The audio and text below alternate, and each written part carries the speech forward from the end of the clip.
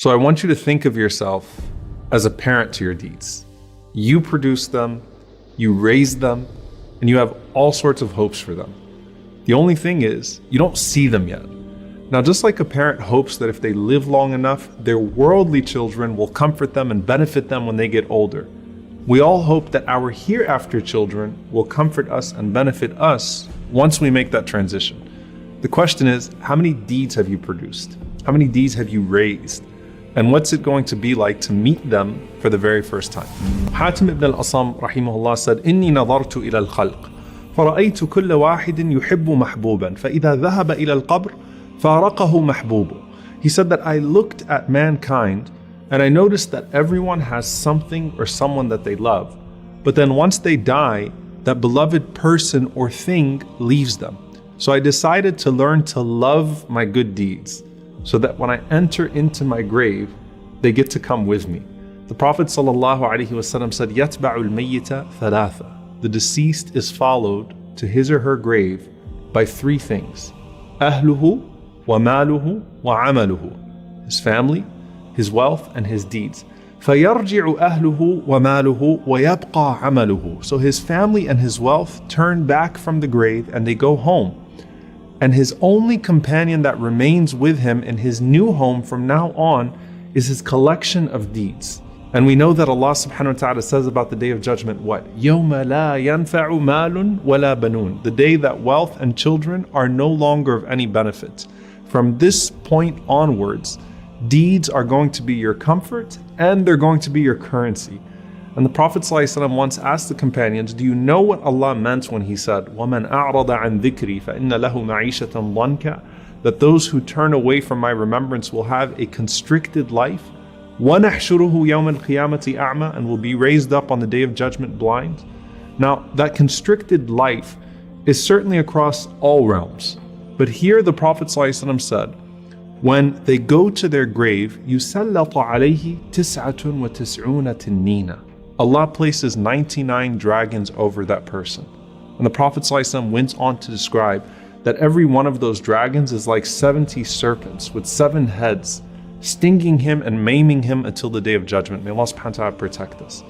It's at this point that your hereafter children are going to come to your aid for the very first time. And this is before the angels even come.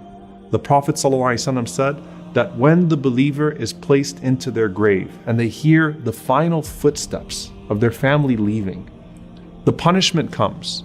And as the punishment comes from above, your prayer stands up and it puts its hand up and says, مَا قِبَلِ مَدْخَلٍ. You will not pass through me. So the prayer guards your head.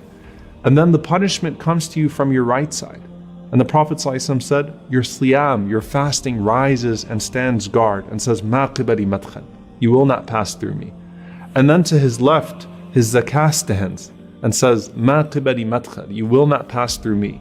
And then at his feet, his sadaqah and silah, his goodness towards his family and then his community, his voluntary charity, his truthfulness, his honesty, all of those things stand guard at the bottom and say, مَا قِبَلِ مَدْخَلٍ. You will not pass through me. And then it's said to him, sit up. And he sits up. The Prophet ﷺ said that the sun is made to appear to him as if it's about to set. Yani it's almost Maghrib. It's about to be Maghrib. So the believer is accustomed to what? You're accustomed to salah. You're accustomed to prayer. And if you wake up at an odd time, sort of disoriented, the first thing you worry about is, did I miss my prayer? So this person says, let me pray. And the angels say, you'll get to that, but first you have to answer our questions. Man Rabbuk? Who is your Lord? Ma Deenuk? What is your religion? Man Nabiyyuk? Who is your prophet? Now the only way you're going to be able to answer who your Lord is if you used to worship him. And the only way you're going to be able to answer what your religion is if you actually used to practice it. And the only way you're going to be able to answer who your prophet is, sallallahu alaihi wasallam, is if you used to actually follow him. And if you answer right, a voice cries out from the heavens and says, Sadaqa abdi, my slave has spoken the truth. And subhanAllah, in one hadith, the Prophet ﷺ said that those two angels that were first frightening, they say to you after you answer the questions correctly, كُنَّا نَعْلَمُ أَنَّكَ تَقُولُ هَذَا. You know, we knew you were going to say that. We knew you were going to answer these questions right. And Allah subhanahu wa ta'ala then calls out, supply him with the furnishings from Jannah, clothe him from the clothes of paradise, open for him a gate to paradise, so that some of its fragrance comes to him in his grave. And then his grave is expanded for him as far as his eye can see. And then at that point, you are laying in the clothes of Jannah, with a window to Jannah. And everything starts to feel like Jannah, starts to feel like paradise. This visitor comes to you, and this visitor has this beautiful face, has these fine clothes, and has this pleasant scent. And he says to you, Abshir billadhi yasurruk, hadha yawmuka alladhi kunta tu'ad. Glad tidings of that which will bring you happiness. This is your day which you were promised. And so the deceased says, Man ant, who are you? فَوَجْهُكَ الْوَجْهِ يَجِيءُ بِالْخَيْرِ. That face of yours is only going to be a face that brings good news. And that person responds to you and says, أَنَا عَمَلُكَ الصَّالِحِ. I am your good deeds. Now subhanAllah, imagine what your good deeds look like, all in one person. The beauty of that, bi'idhnillahi ta'ala, if you actually used to act upon that guidance from Allah, what does your Quran, your prayer, your fasting, your charity all look like in the form of one person saying to you, I am your good deeds and I'm here to give you good news.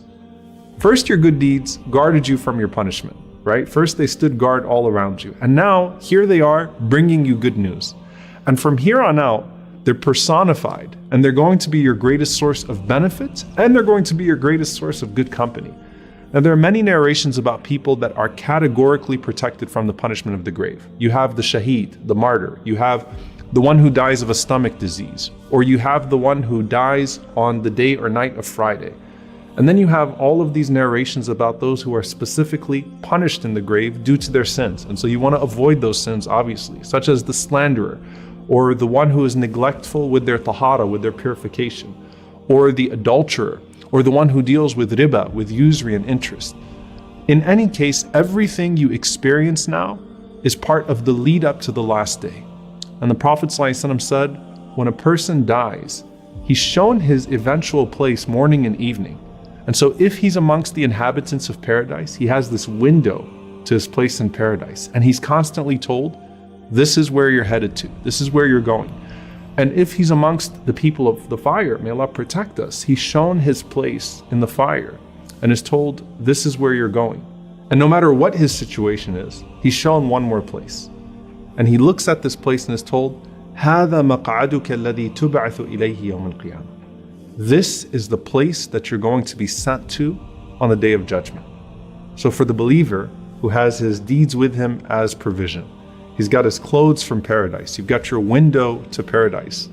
When he sees his place on the day of judgment, he's not running away from it. In fact, he's saying, Rabbi aqim as-sa'a, Rabbi aqim as-sa'a, Rabbi aqim as-sa'a. My Lord, establish the hour. My Lord, establish the hour. My Lord, establish the hour.